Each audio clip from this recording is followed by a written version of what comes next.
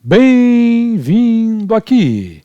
Hoje seguimos com os nossos vídeos educacionais, dando uma sobrevisão a respeito do que é o preço teto, que nós tanto falamos aqui no canal e que de vez em quando as pessoas que colaboram com o canal nos perguntam a respeito de como ele seria, como ele é construído e por que nós chegamos nessa conclusão a respeito do preço teto. Então nós vamos fazer um descritivo, acredito eu que completo, sobre o que seria preço teto e por que ele é importante nas análises que nós fazemos dos papéis que nós incorporamos nas carteiras, segundo o método que nós utilizamos aqui no canal.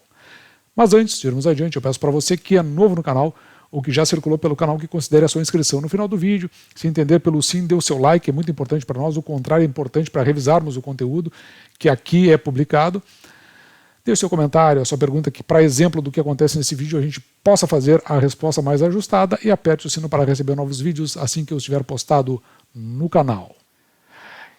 E como eu havia dito, um dos nossos colaboradores que nos trouxe essa questão do preço teto foi o Juarez Dias, que ele diz o seguinte: gostaria de saber acerca dos cálculos do preço teto. Então nós vamos demonstrar aqui por que nós chegamos no preço teto. E pergunta ainda se são considerados os proventos e as bonificações em ações, uma vez que, por exemplo, o Bradesco ele tem esse diferencial, e se isso é considerado na hora de nós verificarmos o preço teto. Da mesma forma, como não só o Bradesco, mas, por exemplo, o Porto Seguro fez uma bonificação em ações, isso aí influenciou no preço da ação. Vamos ver até que ponto isso pode influenciar ou não no preço teto que nós apresentamos aqui no canal. E também aqui, outro colaborador nosso, recorrente aqui do canal, Douglas Cavalcante, que ele diz o seguinte: quando puder, por favor, descrever um pouco mais o cálculo do preço teto. Então a gente vai dar um overview aqui completo, não só isso. Vocês vão assistir em vários canais de casas de análise o chamado preço justo ou preço-alvo. E o que preço justo e preço-alvo se diferenciam de preço teto. Então vamos começar as nossas explicações por preço-alvo ou preço justo. Preço-alvo ou preço justo, na verdade, não passa de uma regra heurística, que a gente chama. O que é uma regra heurística? É um conjunto de considerações, ou de pontos, ou de paradigmas, ou de cálculos, que nós utilizamos para fazer uma inferência, ou seja, uma conclusão a respeito de algo. Não significa, por isso que ela é heurística, ela leva em consideração fatores interpretativos, e é justamente por isso, não significa que eles sejam de fato os mais apropriados nem os mais verdadeiros. Eles apenas são indicadores que vão nos orientar para o caminho, aqui no caso do preço teto ou preço justo, mas na verdade para uma conclusão. Então ela é baseada, as regras heurísticas, em interpretação. Então as casas de análise levam, por exemplo, em consideração, aqui nesta exposição que eu estou fazendo, veja aqui o patrimônio líquido da companhia, o crescimento médio composto da receita líquida, o crescimento médio composto do lucro líquido, a margem líquida, entre outros. Inclusive, é possível olhar para o passado e ver até que ponto o preço de determinada ação chegou no mercado sob determinadas condições. Então a gente tenta trazer aquelas condições lá do passado para o presente e ali saber se, não, olha, este preço com condições muito parecidas, ele pode oscilar dentro desses fatores. E aí se estabelecer um preço-alvo ou um preço justo. Ou seja, é meramente interpretativo. E veja como esse caráter que junta todos esses fatores que vão compor o universo da argumentação, eles são realmente muito interpretativos. Vamos pegar aqui, por exemplo, a Unity da Sanepar e o que dizem as diversas casas de análise aqui no nosso exemplo.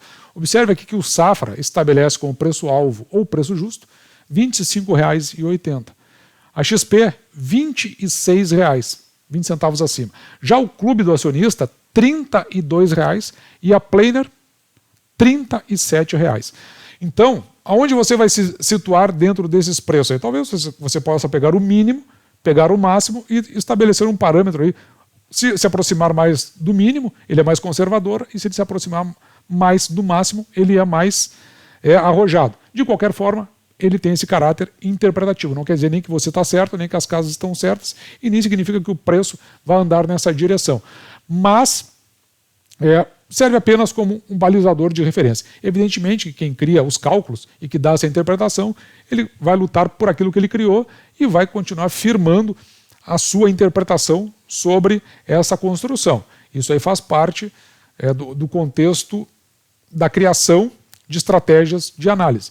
Então, aqui no canal a gente não utiliza nem preço justo, nem preço-alvo e nem calculamos preço justo ou preço-alvo para que a gente não incorra nesse mesmo lastro, né, nessa amplitude de interpretação, porque a gente quer algo que seja um pouquinho mais plausível, um pouco mais assertivo e que a gente consiga utilizar isso por muito tempo, principalmente com base em fatores que são mais formais do que heurísticos.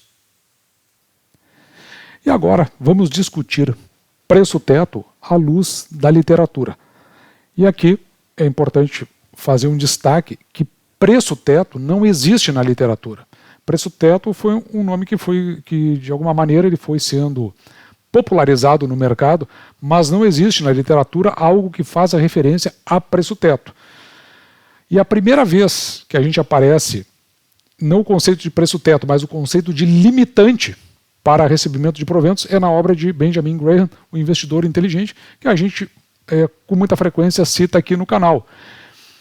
E este limitador, estabelecido por Graham e por outros da literatura, acabou se popularizando o nome como preço-teto, que é diferente tanto do preço-alvo ou preço justo. Ele, na realidade, ficaria, teoricamente, abaixo desses dois preços. Mas vamos ver o que Graham diz e qual o raciocínio que ele estabelece até chegar nesse preço, que é o mínimo que nós acabamos aceitando, embora ele nunca fale isso de fato no seu livro. Então, lá no capítulo 19 do livro de Graham, bem no finalzinho, ele começa a falar algo sobre um comportamento que veio acontecendo a partir dos anos 90, porque antigamente o acionista ele comprava ações de uma empresa, a empresa tinha o seu desenvolvimento, tinha o seu lucro e parte ia para o acionista sob a forma de dividendos.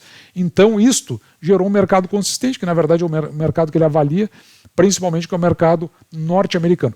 Mas com o passar do tempo, as empresas começaram a raciocinar da seguinte forma: eu não vou te alcançar tanto em dividendos, eu vou reter esses dividendos, vou investir na companhia e a companhia vai crescer, então companhia de crescimento, e assim você vai ter uma companhia mais valorizada, recebendo menos dividendos. Então esse foi o parâmetro que se estabeleceu, ou que se começou a trocar a partir dos anos 90, principalmente no mercado americano, onde as empresas pararam de pagar proventos, porque lá é muito difícil de achar empresas que paguem esses 6%, e começaram a trabalhar em função do crescimento. E aí, claro, evidentemente que crescimento, se a gente pensar do ponto, por um lado, da companhia crescendo, né, se ela realmente estiver nesse paradigma de crescimento muito consistente, por outro lado, quem aposta no crescimento, e como eu disse, a palavra aposta, então começa a gerar uma curva ou um aspecto mais especulativo. E veja que lá na página 533, então aqui do capítulo 19, essa parte que mais nos chama a atenção, o uso dos dividendos em benefício dos acionistas deixou de ser utilizado para que eles fossem retidos com o objetivo de fazer o financiamento da expansão lucrativa. E é interessante porque aqui nesse comentário, no rodapé, eu vou dar uma chamada aqui para você fazer porque as letras ficam muito pequenininhas aqui para mim, mas eu acho que aqui eu acabei colocando o que importa realmente deste comentário aqui no rodapé.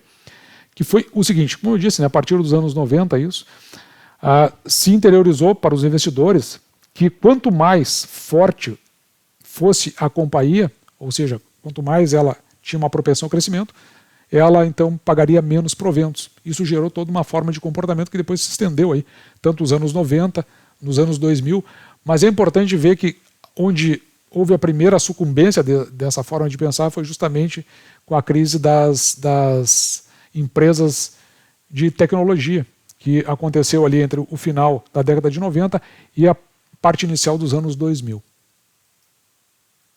E como não existe uma relação muito clara entre uma empresa que é de crescimento ou pagadora de proventos, tem um comentário aqui que eu achei muito interessante e que vai delinear o nosso raciocínio, que significa o seguinte, olha o que diz Graham: acreditamos que os acionistas devem exigir dos administradores uma distribuição normal dos lucros.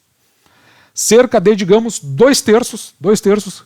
Então, por isso é que eu falo aqui de payout de 67%, ou seja, 2/3 do lucro líquido, ou que demonstre claramente que os lucros reinvestidos têm produzido um aumento satisfatório no lucro por ação. Ou cresce o lucro por ação, não adianta dizer que é de crescimento, ou então paga no mínimo 67%. E vamos ver o que significa isso aí do ponto de vista matemático.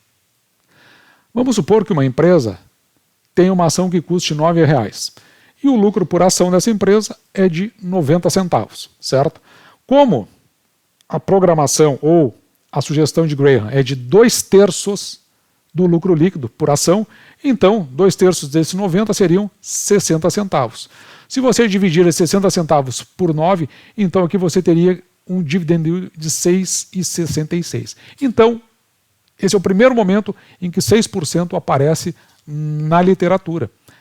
Aí começa a ter a nossa referência, porque o 6% para receber em proventos em função do valor que nós pagamos por ação. Mas também tem esse livro aqui, de Joe Greenblatt, que tem o seguinte título: A Fórmula Mágica, tem o livro em português, A Fórmula Mágica para Bater o Mercado de Ações. Na realidade, eu não acredito muito nessa fórmula mágica, mas ele tem uma referência muito importante. Não recomendo esse livro, não acredito que esteja muito adequado com o método que nós ensinamos aqui no canal. Se você quiser fazer essa literatura para fins de conhecimento, eu acredito que ela acrescentaria muito pouco e fórmulas não funcionam. E se você for lá no livro de Graham, ele explica exatamente qual é o problema das fórmulas no mercado.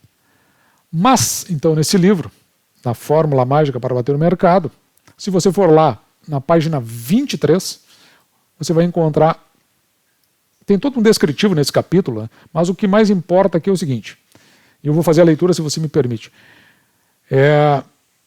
Se você estiver disposto a emprestar seu dinheiro ao governo do seu país por um período de 10 anos, é possível que ele concorde em lhe pagar em torno de 6%. Então, essa aqui é a segunda vez que aparece aqui na nossa literatura, 6%. Ou seja, eu vou investir em ação que pelo menos me pague esses 6%. Mais ou menos é isso que está sendo dito nesse livro aqui. E é só para fecharmos a nossa literatura.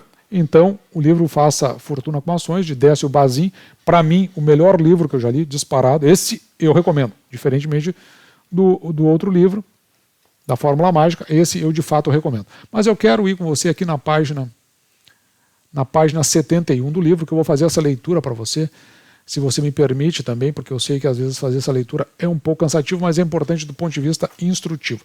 Veja o que diz logo na abertura do capítulo. Capítulo 4. Se a taxa básica de 6% para a remuneração de títulos de renda fixa é universalmente aceita, então veja que é a segunda vez então que aparece de forma clara agora os nossos 6%. Admitamos então que seja 6% a taxa básica de remuneração de ações, ou seja, mais ou menos o que diz o nosso outro livro da Fórmula Mágica, ou seja, 6% passa a ser a nossa referência. E no mesmo livro, observe que é logo no parágrafo abaixo aqui, que eu também vou fazer a leitura para você, a remuneração das ações chama-se dividendo, que não poderão ser menores do que 6% ao ano para serem remunerativos. Ou seja, o nosso mínimo, então a partir da literatura de Bazin, é de 6% também.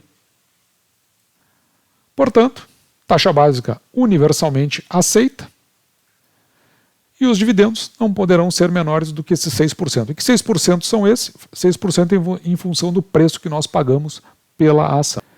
E agora, voltando aqui na pergunta, para a gente responder de forma clara, é o seguinte: você considera os proventos para fazer o cálculo do preço teto? Essa é a pergunta. E depois a gente explica de que forma que entrariam aí as bonificações. Então, observe que o preço teto, veja, ele é diretamente, por causa daquele sinal de igualdade, ele é diretamente uma função dos proventos. Então, sim, a gente pega os proventos, divide os proventos que são pagos por 6% e quando a gente faz a divisão, a gente sabe qual é o preço teto dessa ação. Então ele é uma função direta desses proventos e pela constante aqui dos nossos 6%. Agora vamos pegar aqui os exemplos. Vamos supor que uma companhia pague em proventos 60 centavos. Então, como eu sei que o preço teto é em função dos proventos pagos, eu pego 60 centavos e divido por 6%. Isso significa que o meu preço teto dessa ação é R$10. Então, para esse provento pago, eu jamais vou pagar mais do que R$10 por ação. Supondo agora que a companhia me pague 21 centavos por ação, isso aqui é no ano, né, o período aqui é do ano. Então, eu vou para o meu cálculo, eu pego 21 centavos, divido por 6%. Fazendo essa divisão, eu chego a R$3,50. Então, para uma companhia que paga 21 centavos por ação, eu não vou pagar mais do que R$3,50 por ação. E você sabe que os números, às vezes, desses pagamentos assim, eles são meio estrondosos, né? Eles passam bastante do pós-vírgula. Mas vamos supor que a companhia me pague 0,3047 por ação. Então, para este provento pago, eu divido por 6% e eu não pagaria mais do que R$5,07 pela ação dessa companhia, porque o mínimo que nós aceitamos receber pelo valor que nós investimos, que é esse. E onde é que estão os valores que nós investimos? Os valores que nós investimos são esses que estão mais à direita. Eu não aceito pagar mais do que este valor, com o objetivo de que eu receba, em função desses valores, no mínimo 6% do valor investido. E apenas para finalizar, você sabe que uma das empresas que fazem parte da nossa carteira é a AS Brasil. A AS Brasil, ela fez toda uma captação, passou por um risco hídrico e até é um dos vídeos que eu estou para fazer entre sábado e segunda-feira, justamente porque nós fizemos muitas críticas ao follow-on feito pela companhia, que desdobrou a ação e, aliás, integralizou o capital, aumentou o número da base acionária e diluiu os acionistas que não ingressaram na oferta privativa. Então, o que acontece aqui? Nesse caso, a companhia, já conforme o vídeo que nós apresentamos aqui no canal, em função dos resultados do exercício passado, ela nem declarou os seus proventos para esse ano e acha que vai ficar numa taxa baixa ainda para fazer toda a recuperação e os investimentos que ela precisa fazer, inclusive naquela associação de divisão ali de capital numa das empresas de geração com o Itaú. Então, a AS Brasil, ela acabou se indo para este fundamento aqui, ó, esse princípio dessa dicotomia. Ou seja, ela está numa fase, não quer dizer que ela seja sempre assim, ela está numa fase de companhia de investimento. Então, em vez de entregar parte do seu lucro aos acionistas, ela está investindo lá nos seus projetos. E aqui é aquele momento que você faz uma escolha e eu vou fazer um vídeo específico sobre isso, inclusive com a leitura de dos conselheiros da companhia. Assim, esse foi o nosso vídeo de hoje, que eu espero vocês tenham gostado, espero que tenham respondido a todas as perguntas e que possa trazer uma interpretação mais ajustada para você toda vez que nós aqui no canal falarmos sobre preço teto. Então, se você gostou do vídeo ou se não gostou, qualquer uma das suas informações é importante para que a gente conduza o conteúdo no canal. A gente clama pelo seu like. Se você é novo no canal ou se já circulou pelo canal, eu sempre peço que considere a sua inscrição, faça o seu comentário, a sua pergunta para que eu, interpretando que ela possa ser de utilidade das pessoas que colaboram aqui com o canal, eu possa responder através de um vídeo e aperte o sino para receber novos vídeos assim que eu estiver postado. Um grande abraço!